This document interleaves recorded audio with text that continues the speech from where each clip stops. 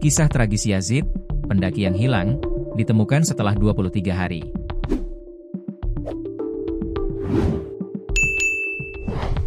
Kepergian Yazid Ahmad Firdaus, pendaki yang dilaporkan tewas saat mendaki Bukit Mongkrang, Karanganyar, Jawa Tengah meninggalkan duka mendalam. Sosok pria berusia 26 tahun itu dikenal ramah dan aktif di lingkungan tempat tinggalnya.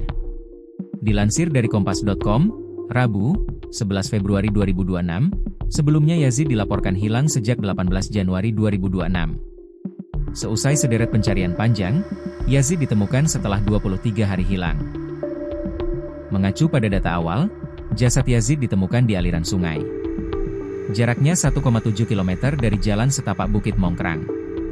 Jenazah Yazid kemudian disemayamkan di Permakaman Gawanan, Colomadu, Karanganyar pada Selasa, 10 Februari 2026, malam. Setibanya di kediaman, Yazid langsung disyalatkan oleh keluarga serta para pelayat, termasuk Sekretaris Daerah, Sekda, Jawa Tengah Sumarno yang hadir.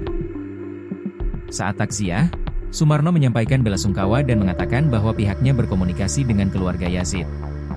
Pihak keluarga disebut sudah mengikhlaskan kepergian pria berusia 26 tahun itu.